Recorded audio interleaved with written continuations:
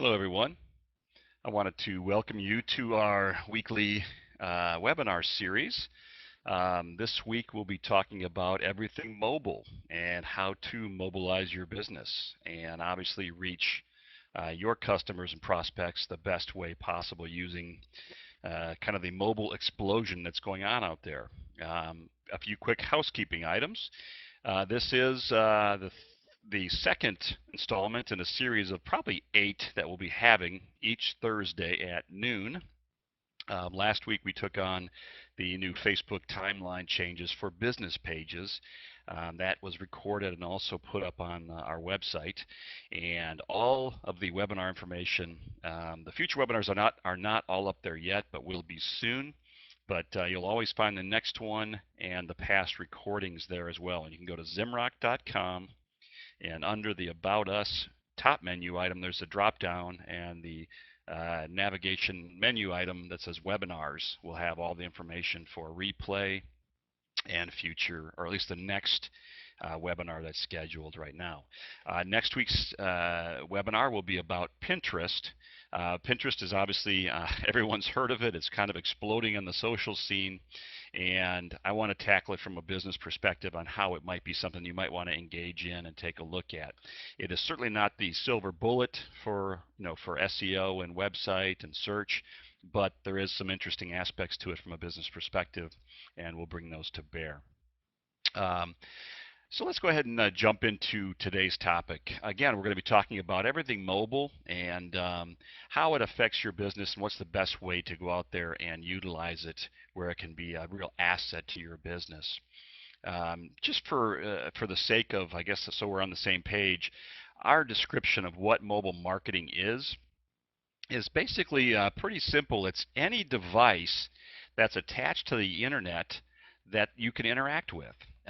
In this case, anything that someone might carry with them. It could be a mobile phone, it could be a smartphone, it could be a tablet, it even could be a gaming console. Some of those have internet access now and have the ability to browse and look at web through the internet connection. So basically, it's everything you do to engage with that mobile audience is what mobile marketing is to us. So today what we're going to talk about is 4 different areas. First, we're going to talk about the kind of the traditional sense of search engine optimization, or SEO, for mobile, and how it's a little different than what you might be accustomed to on your web pages, and what's the best way to make sure that you're mobilized so you can be found and viewed easily on a something as small as a smartphone screen. Secondly, we're going to talk about SMS messaging, which stands for short message service, or what we all call text messaging. And basically, there's some different ways you can do this. The entry points are much easier now, and it's a great way to engage with your audience. We'll also talk about mobile advertising, what you might ever think of as pay-per-click or AdWords within Google and a normal screen. There's similar options out there with mobile advertising around pay-per-click, banners, and different things, and we'll go into that. And then we'll talk about mobile applications, or apps as we all call them, for iPhone or for Android, where you can download those from the market, and we'll talk about the different aspects of that and why that might be a good thing. Just a couple of points here on maybe why this is a big deal, or what I always like to do is kind of the who cares slide of why is this important to me. There's some obvious statistics out there that make a whole lot of sense for us to look at mobile. For one, everybody almost has mobile phones today. You see it everywhere you go. There's a mobile phone in somebody's hands, and they're texting away or searching or doing something. But the idea being, it has become the communication device, for most people. It's the #1 used technology for people in our country and outside our country now, much more than PCs. Matter of fact, 25% of all households don't even have landlines today and use strictly mobile phone. And it's becoming more and more. This stat is going up, not down. So it's going to be more and more that someone has their mobile phone as their access device. There's a lot of folks today that are using their smartphone literally as their laptop replacement. Tablets for sure have done that, but even smartphones have gotten so powerful that they can truly replace the technology of what you might have carried a laptop for in the past. Um, and in this case, it says people use their mobile phones 5 times more than their computers to search. I mean, that's absolutely a fact, and again, growing. And so the big question you always have to ask yourself is, are they finding you? Are they reaching you when they're out there searching or doing any kind of search that would be something that maybe your service or your product would serve? So the future is mobile, of course. Morgan Stanley did a study that basically said, mobile browsing will outpace desktop-based access within 3 to 5 years. We're finding that number that actually probably is too far out. It's probably a whole lot sooner than that.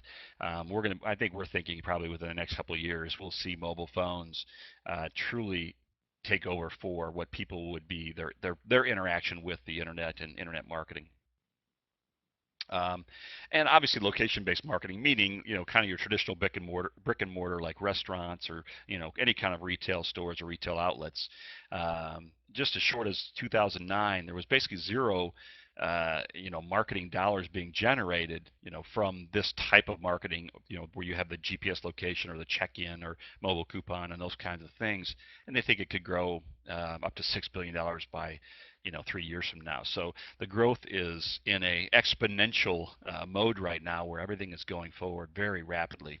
So um, obviously, this is something that you want to take a real hard look at. And the redemption, that comes from geo-targeted situations are becoming, higher and higher as the rates or as people interact with these kinds of things that they see on their mobile phones.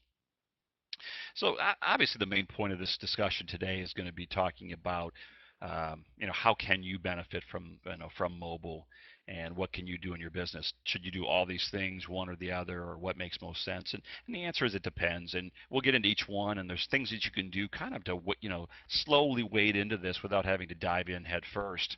And we'll talk about some of those kinds of things. Um, so a few benefits that you're going to see from mobile marketing. Basically, it's the communication. It's that kind of top of mind that you want to always get with your potential prospects or customers. That when they think about your service or product, they think of you, and that's what mobile can do because of that communication. That even two-way communication, it becomes something that you can begin to communicate, share information. It could be specials, all the different things that you can do. But you do begin to build a customer loyalty amongst your followers. And obviously, the more they're loyal, the more they share, and therefore referral, and things go on and on from there. And ultimately, what happens is they generate more revenue per customer because they become maybe more frequent in their attendance to your store or or use your service or that sort of thing. Um, Brand awareness goes without saying. Again, the referral, the sharing that goes on when it comes to mobile. When people begin to have trust or have information, if they get something that's good, they begin to share very easily. They can share with Bluetooth across phone to phone. There's all different kinds of ways to share information and jump on different lists. Um, and then lastly, between website traffic and retail traffic, both can be increased, obviously, from a web perspective, because you can do a lot of things that'll drive people to your website or your web presence, from a mobile perspective. And if they're coming in and checking in and that sort of thing, we're going to boost your retail traffic as well. So the benefits are, pretty substantial, and what we would consider well worth the investment. And in most cases, it is something that we believe that most people aren't going to be able to live without when it comes to mobile marketing. They're going to have to engage with this audience because it's going to be the only communication device from the internet perspective for a lot of folks. So you have to go where the people go. Um, and then let's take a look at, in the past, why people thought, when mobile first started coming out, and and from a marketing perspective back in '09 and in 2010, some of the barriers to entry, what were those? Well, the big one is always there and will continue to be there even today. 44% say, I just don't have time to figure out this new technology. I don't have time to play with it. I've got my day job to do, all that sort of thing. So that's still a very active and valid concern.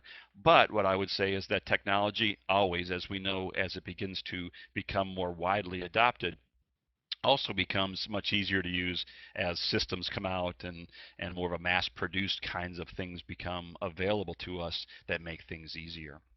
There was a good third of people said that they thought it was just too expensive. It was too costly for them to enter, and it was valid back then. It was very expensive. If you wanted to do, web things, web advertising or web apps and things, very expensive. I've heard, sometimes some of the early web apps were being developed for 10, 15, 20, even $25,000 for different kinds of apps. I mean, we're at a fraction of that cost now for for a lot of functionality in what you can do. Um, and then, of course, lack of understanding how to get started. I mentioned that a minute ago, kind of putting your toe in the water scenario. I think it's a situation where it's much easier to understand now because people are also using mobile phones much more now. So they're not only understanding what their customers are going to be doing because they're doing it themselves, but they now can understand maybe how the connection is because they might be using some of the things that they would like to use for their own business. So we've kind of knocked down most of the challenges is the bottom line there. Okay, so basically the big question is where do you start? Let's talk about mobile SEO first. Now, what is mobile SEO? And it is very similar to to SEO on your computer, a typical a browser type Google or Yahoo or Bing or those sorts of things.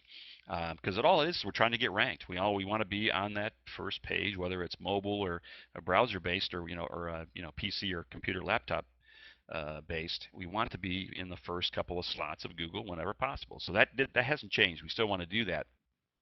But the big difference is now is when it comes to mobile, not only do we want to make sure that they find you, but you've got to be optimized and ready for mobile. The mobile websites, for instance, are not just a kind of tweaked version of your main website. If you think about it, when you're sitting at your computer working and doing something, you might go to a website. It's a bigger screen. You might browse page to page and do more reading and be okay with more text and kind of just, again, what we call browsing and learning and researching and that sort of thing. But if you think of it from a mind of the mobile user, they're typically on the move, right? So they are looking for something specific. They want a, one-click call button, or they want to find directions to your place or your hours, or maybe it's a services or menu or, whatever that is. But they wanted it in a very concise, easy to navigate and read format so they can get to it quickly and then get the information they want, act upon it, and move forward. So the idea of having the same website that you have just kind of tweaked doesn't really work, because it's not only does it need to look different and be framed differently, it needs to be a completely different set of information as well. Totally shrunk down, totally concise, and totally easy to use for your mobile user. So as we move forward, it says you want to be easily found when people are searching for you. That is absolutely true, but we have to make it a good experience when they get there. So what are the challenges? Obviously, we have, the phones they're smaller. They have smaller screens. They are getting bigger for the size of the phone, and they are getting a whole lot crisper, so it's easier to read and look. But still, how will it look on the screen? If it's not optimized, searchers won't bother. They'll do what they call a bounce. They'll pop to the site, and even though you have a website today and it does come up on a mobile phone, you say, well, it's coming up. I can see it, but can you really? I mean, do you have to keep expanding the screen? Is it hard to navigate because the buttons are kind of in all weird places? Those kinds of things will turn a searcher off very quickly. This, for example, this is kind of extreme, but there's some websites that they're so not optimized for a mobile screen or a smartphone. You'll see something as bad as this. Typically, what you're going to see more often is just a very small, shrunk-down version where the colors might be too dark or things like that. But the idea being here is it's not optimized or formatted for the smartphone screen. So, and that needs to be done or it's unusable. This, like I said, is the extreme, but it does represent a lot of websites today, especially the older ones, and even the newer ones. Like I said, they show up, but they're not really usable, and they're much too big. It takes too long to load and that sort of thing. This here obviously is, in this case, this is not so much, it can very well be just a straight website, but it also could be kind of in that app format as well, where someone could download the app. But the idea of this screen is to show you, if you went to Firehouse Subs on the internet, this is not what you would not see this. You would see a much bigger, you'd see pictures of submarine sandwiches, and you'd see pictures of all different kinds of things, but some of the same options would be here. Menu. You could click on the menu certainly, but on here the menu is going to be again much smaller, much more concise, easier to read and just scroll through, big enough to where it's legible without having to modify the screen, and things like that. Store locator, you can still find a different store, but obviously it'll be formatted differently here than it would be on the internet. So the idea being is this is much more easy to use, much more appealing to the eye, and just overall much more user friendly. So that's the point of having a mobile optimized website, or we'll talk about apps a little bit later, but that look like this. So creating a mobile website, what is it?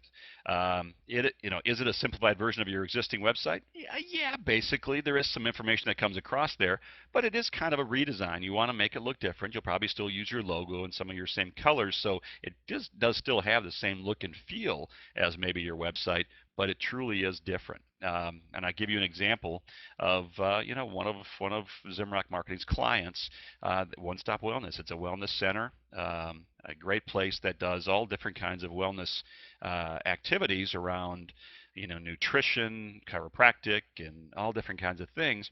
But if you go to this address on a PC or a desktop or a laptop, you'll see their full website. It'll, all the different navigations and all the different information you can find and see there.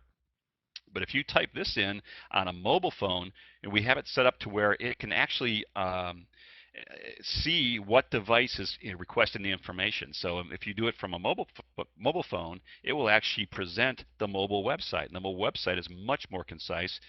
You're welcome to try this. Go to it, use an iPhone or Android or something like that, and type in this address, and you'll see the mobile site. Now go back to a laptop or a full-on PC, type the same address, and you'll see a very different representation of the business. And that's the idea behind the mobile site. The key information that, as I mentioned earlier, they want quick and easy things. Where are you? What's your phone number? I want one touch. I don't want to have to dial. I want to just click a button. All those things need to be thought of and put forth in when you create a mobile site. So we can go into much more detail. We'll have I'll have some Q&A at the end of this that we talk about in a minute. Let's talk about SMS messaging next, or text messaging as we call it. So basically, why is SMS or text messaging marketing a big deal? Well, for starters, people use text messaging way more than they do even phone calls on their smartphones today. Texting has become huge. And probably what I think is probably the most important aspect of it is the second item, which is it has the highest open rates and read rates of anything digital in any channel. I've heard numbers ranging up to as far as 97% of people will check a text within the first 1 to 4 minutes, versus sometimes you might not even get 4% read rates on email and things like that. So it is much more widely used. It is much more widely read. And once you typically have a text message or a text number for somebody, or an address, which is basically a phone number, most people keep their numbers. We all know we change email addresses, we change providers, we change services. Some of us are landing on like Gmail or other things more consistently now, but if you have a different internet service and it might change, then you have to change. You see different things like Bell South or Comcast or AT&T or AOL or Mindspring, all these different email addresses that people have, and when they move or change internet providers, typically their email address is going to change. But when you have a cell phone now that cell phone numbers are portable, people are keeping their phone numbers. So when you start to generate, as a business, when you generate a list of text addresses or your communication list, it's probably going to be more likely to be what we call evergreen, meaning it's going to last forever, than much better than an email address, and as I mentioned, much more accepted and read than emails. People don't hate getting texts. It's proven from questioning, and I mentioned a minute ago the 97% open and read rate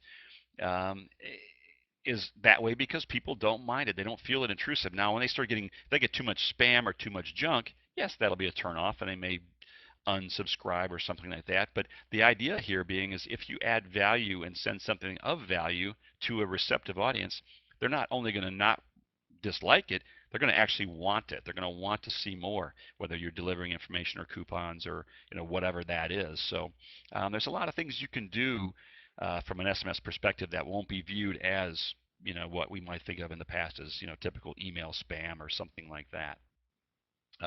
Here's just a look at a typical coupon someone might get. It just says you just received a 20% off from your store. And why I mentioned people like getting these coupons better, they don't have to drag in, they don't have to clip something or drag in a piece of paper or wait for the mail or they get it out of the paper or something like that. They bring their phone. They show their phone. Boom. They get the coupon, they get their discount, and whatever that is. They just present this code to the cashier, and it's automatic. So you're going to already have your phone with you. Now you've got all your coupons with you as well. So there's a reason why people are beginning to not only, like I said, want them, but are accepting them more and more from a mobile perspective. Couple of key points here. Obviously, permission is always the key to everything we always want to do from an internet perspective. Is permission or permissive-based marketing, meaning somebody actually wants us, is looking for us, or wants to accept things from us. So as I mentioned, if this is done ethically and legally, text messaging is one of the best ways to reach people because, again, it's going to be read and they're going to want it. They very, very rarely opt out if you're giving good quality information and have begun a dialogue with them. In the beginning, offer an incentive. This is where the beauty of QR codes and things like that. When someone sits down at your restaurant for the first time or comes in your restaurant, offer them a free something. A nice discount. It could be or actual physical piece. 2-for-1, whatever that is. They click on maybe the QR code with their phone reader, and now that has puts them on your list, and it gives them their gift, and now you can begin to deliver coupons, rewards at a reasonable frequency. Those are the other things that we'd always tell people is don't send too many and don't send too much junk. It probably is the one main reason that people are loyal and want to get things is if it's A, valuable, B, it's not too often, and C, it's something that is important to them. It's on an item that they do use or on something that is of value. So it's a beautiful way to not have to give away a big part of your revenue in some of these other typical services that you've seen, like the Groupons and Living Social. Nothing wrong with those, in some respects. It's probably a whole different discussion, but it's much better to have the control in your hands. And we can even talk about, when we get to apps, we'll talk about GPS locations and things like that, where you can actually replace those coupons services. But obviously, the beautiful thing here is, there is so many different platforms that become options here. It's similar to using your email marketing, where you can kind of respond to them or push out, information. But people use the short codes, or and they're posted, and you can use QR codes, and people can see them. Text this to whatever number, or text a word or something like that, and you can add them in a list, or like I said, the QR codes. But there's a lot of different ways of entry here or opting in that make it much easier to use. So kind of, net, talk to us about some different options if you're interested on what's available out there. But it's becoming a really widely adopted medium to connect with your prospects and clients and customers, because again, it's accepted and appreciated. Let's talk about now paid advertising. There's a lots of different ways to do the paid advertising components. Again, it's typically a pay-per-click kind of model or a pay-per-impression model. Sometimes you've seen it maybe a CPC or CPM. And what CPM basically is, it's cost per impression, and the M is basically 1,000. So it's cost per every 1,000 impressions.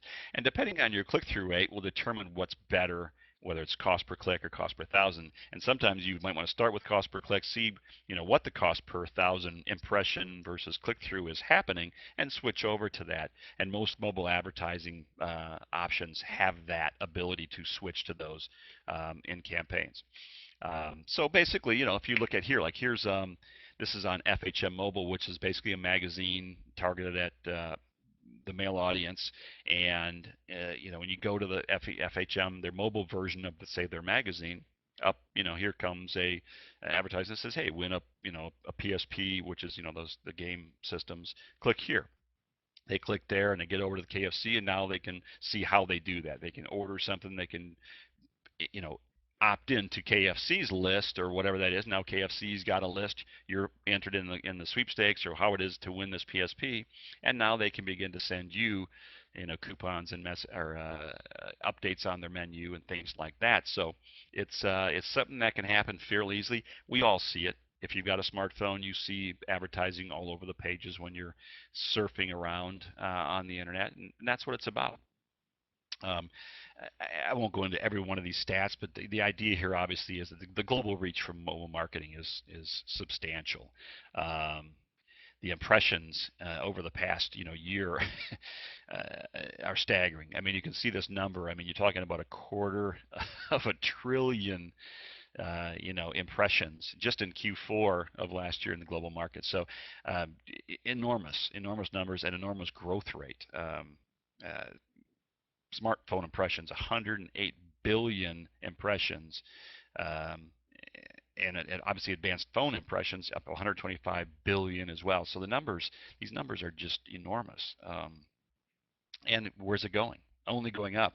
There's a whole, even all the cell phones that exist in the world, there's still a whole number that are not even smartphones yet, of any that have any kind of screen or ability to access the internet, and that's just going to be becoming more and more prevalent. Um, so some strategies for mobile advertising if you want to do this. Obviously, the biggest thing you can do that you couldn't do before is the targeting. I mean, you can truly target, specific locations. You can target specific apps. You can target specific types of devices. I mean, it's gotten very easy to narrow down to your audience. Demographics becomes a little more challenging as in to be precise, but it's becoming much more available as well. Um, a couple things you might want to think about. First, be very realistic about what you expect from an advertising campaign. Um, Typically the larger purchases are not going to happen via mobile. It's going to be either if you're selling something, it's got to be quick and easy, smaller priced. But the main thing you want to do here is make a branding awareness, make sure maybe it's something that you want to bring them into the store for. Then you can do that here very quickly. But always with everything you do from any kind of mobile perspective, whether it's advertising or even just SEO, is you want to make sure there's some sort of call to action. And in this case, maybe it's make a phone call, maybe it's the one-touch dialing to your store or to your operation. Or is it opting into the list? You want to make sure that they might opt in to whatever that is, so you now have their text or mobile number that you can do. Or you can have them download an app. If you have created the app itself, you want to make sure that they can still or very easily download that for free. And if it's an app of some sort of function, you might be able to charge for it. Maybe it's 99 cents or $1.99. There are a lot of apps that serve a very simple, maybe one simple function, and we'll talk about apps later, that people will spend 99 cents on. It's not a big deal. But as I also, with everything, as I mentioned, it must be quick and it must be easy to do from the phone. If it starts to become too many button pushes or too many screens, people just get turned off on that. It's got to be simple, it's got to be easy, and it's got to be functional. Um, where do you go to advertise? Obviously Google is still the big 800 pound gorilla in the room. They're the biggest. They serve the most, and they have their service. They have the kind of their typical AdWords for mobile service, or they have AdMob, which is something you've probably seen before out there. And so you can go to Google, and if you have even an AdWords account today, you can go to AdWords, set up an account, and down below when you choose the campaign itself, there's options to choose computers and laptops or mobile or both. And if you choose just mobile, these ads will only be served on the mobile device. So they've made it real easy to advertise through Google on all the, obviously on their browser pages. And they also have a network of sites that they serve up, what they call kind of the display network, or it could be a banner, style thing. If you want to get into other, here's just a handful you can try. JumpTap, Microsoft in its Ad Center has mobile marketing as well. Tapjoy. Go out and, you can explore these on your own, but they are, very good services that deliver different styles, text marketing, banner advertising. Again, all in that kind of that pay-per-click mode of of advertising. So when people, are being served these ads, they can choose on them, and if they choose your ad, it takes them to something. That's when you'll pay for that ad. So how do you do it? As I mentioned a minute ago, it's as simple as placing a normal online ad. You go to whatever service is delivering through that medium. Obviously, a big difference here is you want to make sure that the ads are designed for mobile. They need to be the right size. They need to be smaller. Maybe it's a little bigger in the banner. The words are, the letters are, um, and basically think through what you want them to do and what the response you expect from that. If someone clicks, where do they go? What do you want them to do? Make sure you've kind of planned out your path on how to mobile advertise and what you want to do there. Um, let's talk about apps. We've all seen them. You always, you hear the terms. We have an app for that, or something around that. And the idea being here is that um, in the past, you might think of I got to download an app and it's going to cost me money. I'm going to pay for a traffic app or something else that's out there. But more and more businesses are creating their own apps now, and all the way down to a restaurant, for instance. We're doing a lot of apps for restaurants that have again, one click dialing, directions mapping, meaning that they can click here and it'll take them from wherever they are right to their store. Menus, ordering. They can actually even have where you want to take a to-go order for restaurants that deliver that sort of service. You can go ahead and type your things in, pay for it, and just go pick it up. Um, as I mentioned before, GPS location and couponing can be done. All these different things are available through apps, and as you can see, it's being adopted because the numbers prove it out. I mean, when you see one from 8 billion to 17 billion, I mean, literally doubled from 2010 to 2011. It's pretty crazy, and the revenues for people who are actually charging for apps, I mean, it tripled in that same time frame. So apps are going to be huge, and if you talk about the loyalty or the branding, you have those apps on your screen from before, where now you had your email app and your browser app and the different things that you've downloaded. Now there could be your company, your restaurant, your store, whatever it is that you're serving up could be sitting right next to there. So people are going to think of you top of mind again, and they can click on your app very quickly and easily to place an order, to check a coupon or that sort of thing. The key players, you're all aware of them. I mean, obviously, it's Android and Apple are the two big ones. Android right now being outpacing actually Apple in number of apps. But BlackBerry is a big one, obviously, in the Microsoft space. All these are out there, and it's very easy to get your apps put into those stores and modified very easily for you. Um, uh, they're not for everybody. I mean, some people have too many apps, and a lot of people are, I mentioned people are starting to get to kind of this app fatigue a little bit. So, well, how do you battle against that? Well, give value. Um, there's a thing called push notifications too. If someone actually downloads your app, one of the things that asks them typically when they download it is, are you approving, push notifications? And most people are going to say yes right away. And if you deliver on the value and create something that they actually are looking forward to getting, they'll keep your app on their page forever. If you don't add value, they don't get new information, or the app itself is not something that they use, people are going to, eventually delete or, opt out of your app basically, and therefore you lose the potential to send a notification to them. So again, you can't just create a worthless app for app's sake and expect people to download it, put it on their phone and leave it there if it's not something they use or something that you're interacting with them in a valuable way. So remember always, don't just create an app for app's sake. Again, make sure it's got value. I mean, we have apps that interact with other services like if you are a restaurant, there's a thing called Open Table, which is for taking reservations. We actually can have an app, interact or integrate with Open Table very easily. So when someone has your app on the phone, they can make a reservation very quickly and easily right there through the app. So if someone's sitting there and they're thinking, well, let's make a reservation for Friday night, where do you want to go? If your app is sitting on their desktop on their phone and they can click on it, make a reservation 7:30 for 4 people right there without having to make a phone call, talk to anybody. You're making it very easy for them to do business with, and you may get the business more than anybody else because of that. So Again, add value, all different kinds of things you can do. Special offers as well. So look at this way, like Golfsmith is a golf store that makes custom clubs as well as sells other devices.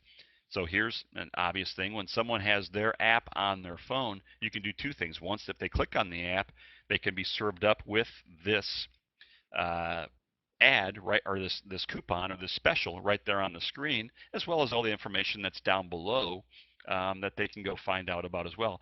Plus, you can actually send, like I mentioned, you can do push notifications where you can send them, oh, by the way, we're having a special on, the Titleist, Pro V1 golf ball, and click on the app to find out more. They click on the app, and boom, up pops this coupon, and they can buy it right there. They can have it sent right to you, and plus all the other information that's available. So. Um, great coupon programs plus loyalty programs. Obviously, if you can, this is like a Starbucks award where you can get a star every time you make a visit. Same thing, you can check in and do things like that. So if you after you've come 5 times and you've checked in 5 times, you get a reward. Those kinds of things create great brand and great loyalty because people know they're one away from something. If you think of the old, punch cards of the past, we can now do that through the app, or we can do it through SMS as well, where we can have a text punch or a text loyalty kind of program where people can check in and get extra punches and clicks, and therefore get new coupons, new rewards. Every fifth drink is free or something like that. All those can be done very easily through apps and SMS. I mentioned maybe unique value from a utility. This is like a calculator app. Certainly most phones have calculators, but in this case, this is a calorie calculator where someone can punch in foods, log in to check, to input your calorie intake, and you can see how many calories you're eating in a daily basis. This obviously adds value or has some unique function that people will go back to if someone obviously is watching, is counting calories or doing some sort of diet program. These kinds of things is what I referred to when I said think of it as um, the value that you're going to present and why someone might stay on your app or keep your app on their phone. So it's kind of thinking outside the box a little bit of what can I create, whether it's coupon or loyalty or some sort of functionality. And obviously gaming entertainment is huge. So if you think of it from a game perspective, I mean Foursquare has become kind of the check-in king when it comes to that. They've created things where you can become the mayor of a location if you check in more than anybody else. And so you make it kind of again, a loyalty or a gaming situation where people will want to engage because it's fun and they do get kind of rewarded for it and get different monikers or status for becoming certain areas. Um, Productivity. Obviously, E-Trade, created a huge productivity. If someone can trade literally online through their phone, check their portfolio, check, all the stats and all that sort of thing. Again, this makes it easy for them to be productive. All of our desktop applications, Outlook and that sort of thing, they've used, a mobile version of that. And I apologize for the phone ringing in the background. Um, but people who can, if you can bring productivity to somebody, they're going to keep your app again active and on their screen and become very frequent users of it. And therefore, if it becomes something that they use a lot, you had now again have the ability to communicate with them from a push, accept those because it's something that they use. um, So kind of back to where we talked about what were the 4 types of mobile marketing. Well, it's mobile SEO, it's SMS messaging or text messaging, mobile advertising, and mobile apps. These are the kind of the main ways that mobile is where the businesses, whether it doesn't have to necessarily be a brick and mortar or a storefront. It can also be different types of productivity or online types of marketing that you can interact with your audience. But the main thing here is it's an interaction. You don't have to do all of these. You can do one or some, but it's a way to start to begin to communicate with your audience, um, in a fashion where it's truly adding value. Everything we do now from a marketing perspective is all about adding value to the user or adding a rich user experience. And so that's what we're trying to drive towards. So um, the future of the web is tied to smartphones and other mobile devices. Tablets are going to become more and more relevant as we go forward. So the key point here is stay relevant. And stay relevant also means stay adding value.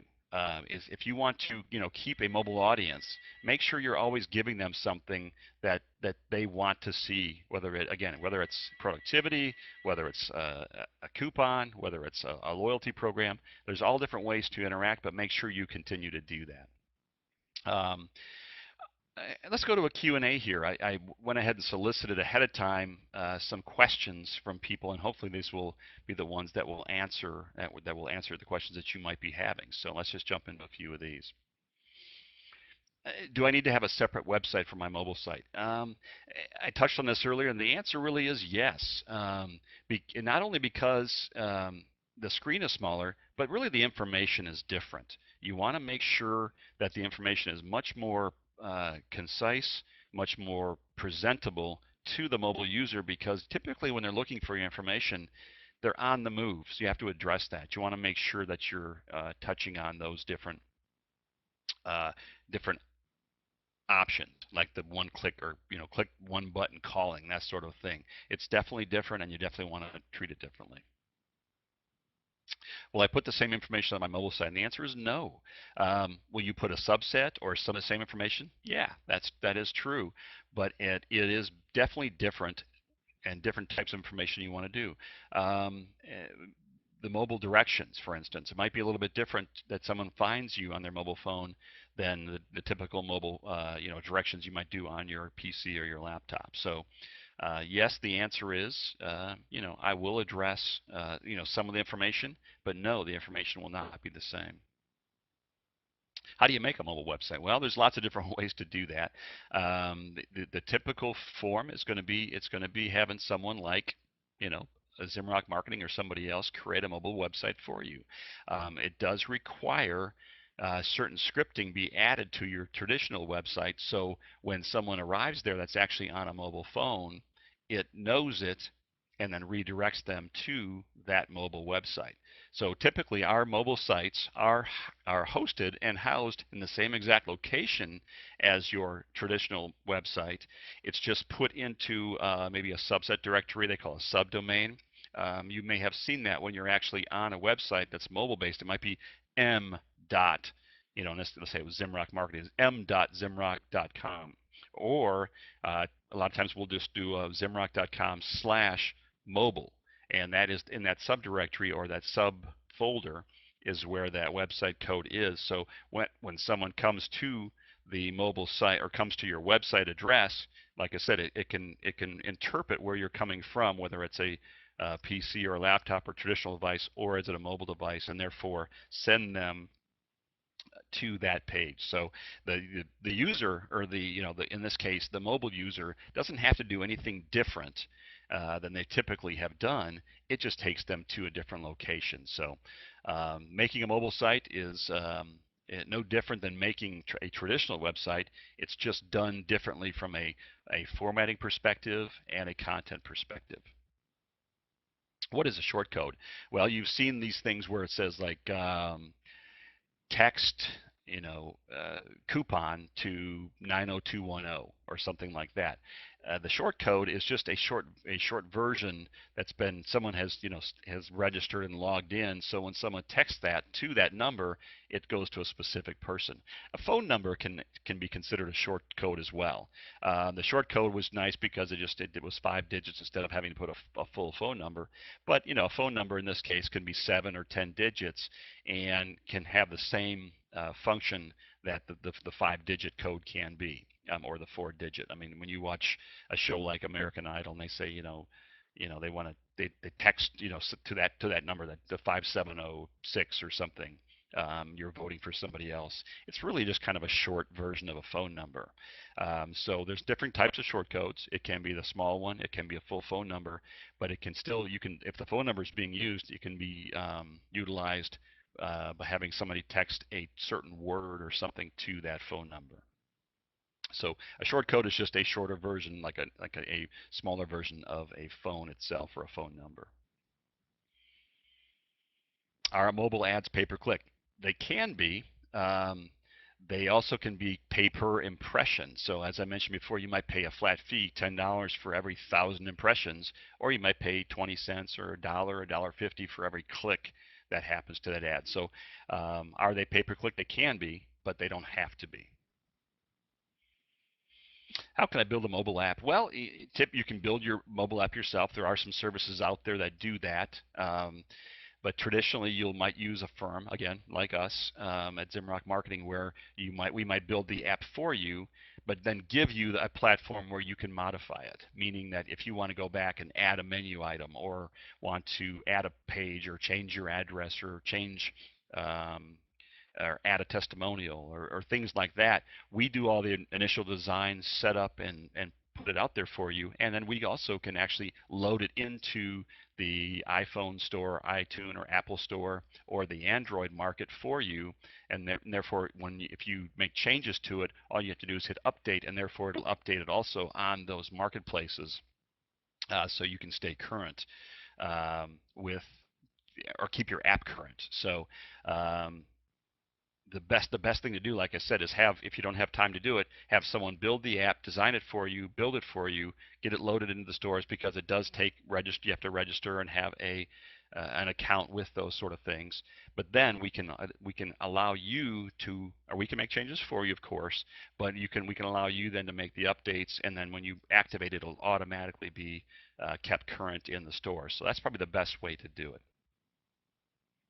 Are mobile apps expensive? Well, like anything else, expensive is kind of a relative term, depending on, well, what do you want? How much functionality, or how much content, or how many pages do you want to have? It varies on, obviously the cost of what that'll be, and that goes for a mobile website as well. It just depends on what functionality you want to have and what you want to put into it. So um, the true answer is no, they're not expensive, but they can range depending on what functionality you have. Typically, as I mentioned before, an app in the past might be as high as 20, 15, 20, $25,000. Apps now can be $1,000, plus or minus. It may be as high as 1,500 depending on what you want in there, and they can be even less depending if it's real simple. So mobile apps they're real reachable now. The big thing is that typically with a mobile app there is a ongoing monthly charge, meaning that if you want to keep it current and make changes, and probably more importantly, do the push notifications where you can actually communicate with your app audience, you pay a small monthly fee for that hosting. And people, think, well, why do I got to pay a monthly charge? It really is no difference than your regular website. If you think of a website today, you have to pay a host as well, whether it's an annual fee or a monthly fee. You're paying some sort of fee. The app fee is just usually a little bit more expensive, only because you're keeping it active in the cloud. You're using the iTunes store, you're using the Android market, so therefore you have to, obviously, keep those. Someone has to be, registered in those, and that's what we typically do for our customers. So it's not expensive, but there is a hosting charge, and that hosting charge gives you some benefits, meaning that you have, again, the ability to do push notifications. Could be unlimited for that matter. You don't want to do that, of course. You want to be, selective about your communication, but the service is still available to you there. So no, they're not expensive in from that perspective. And as I mentioned, of course, you can do it yourself, or we can help. This is typically where I would throw additional Q&A questions up. So if there is anything that you'd like to add specifically, feel now to go into the chat box in the lower left and ask any question you want. How much is the monthly charge for hosting an app? Typically, we have different levels based on how much you want us to do. If you want us to be the ones that are doing the push notifications for you, up to, let's say, 4 times per month, or making X number of changes per month, the range can be from anywhere from a couple $100 a month all the way down to like $30 a month. If you want to do basically everything yourself, then just the hosting charge might be 30 bucks, all the way up to, again, depending how much you want us to do versus you to do on a monthly basis. Mobile websites are actually less expensive. We can do a mobile website for sometimes around $600, and that includes one-click calling, your mapping, your directions, testimonial services, a photo gallery, maybe even a couple of videos embedded from YouTube, that sort of thing. All those things we can do on a mobile website, fairly inexpensively, and we'll do that. We'll also load the script that does the auto directing, to your page. Good question. Mobile ads. How much are they? Well, it really depends. Advertising, when you do paid advertising, pay-per-click or even pay-per-impression, it's done sort of in a auction style, meaning that you have to kind of bid. You'll say what you're willing to pay for something, and the higher you bid, the higher you go up on maybe on the page and that sort of thing. It's no different than the typical AdWords you might have seen today. So um, that's the cost can be anywhere from pennies per click all the way up to multiple dollars per click, and or 5, 10, 15, 20, 50 dollars per thousand impressions, depending on, again, how competitive the mobile space is. So that's typically the difference is, when you're bidding on an auction, is how competitive a space you're going into. If you went into, for financial or diet or things like that, which is very competitive, yeah, it's going to cost you more. But if you're in something that's very niche oriented, the cost is much, much less. So advertising, unfortunately, can be as much as you want it to be, or as little as you want to spend, depending on how much the niche market is. SMS, texting, same kind of thing. It's typically there's packages for how many texts you want to do per month, but services like ours can be as low as 99 bucks a month or up to $2.99 a month, depending on how many texts. If you want us to do the texting for you, do you want to have punch card, functionality? Again, it's kind of depends feature functionality wise what you want it to be. So that's what the range of the cost can be there. Graphically, yes, you can have more graphics on a page or on a mobile screen, but I guess I would tell people not to get too fancy. If you put too much graphics, it just becomes distracting, and people can't find their way to navigate around. So I always maybe do something, or what I kind of stick with is kind of a logo and then a series of tabs that they can click into. Again, all touch screen, where they can click onto something. They can very easily enter their address, so for directions or things like that. So make it, again, pleasing to the eye, obviously color perspective wise, but make it very easy to use. Any other questions? Well, we've been at this now for, I guess, right about the 55-minute mark. So I've got a few more minutes if you want to. We want to always keep things under the hour. Well, very good. Well, if there's no more questions, we'll go ahead and close this out. As always, you can get more information about anything we do at Zimrock.com. We're Zimrock Marketing. My name is Chris Zimmerman, and I was glad to present to you today. And I would encourage you and would love to invite you to join more of our webinars. We will be having several more. We'll be touching on things like the next one will be Pinterest, as I mentioned. We'll be talking about, again, more about social marketing in general. I know there's people have been kind of socialed to death in a perspective, but I want to bring some fresh new angles that might be a little bit different. I want to talk about SEO, also in deeper detail, how you might do things on your website and what might be effective and more appropriate to each different business. We'll also talk about things about just growth strategies for your business. So hopefully we're just bringing topics to bear that are of value and of interest to you as a business. So we'll close this one out today. I appreciate it. You'll be able to register future ones on Zimrock.com under About Us, under Webinars, and also get the replays there as well. So look for this recording there, so you can you can share it with other users or other businesses that you want to. And I much as always appreciate your attendance, and again look forward to future recordings. So I'll end this now, and thank you for your time.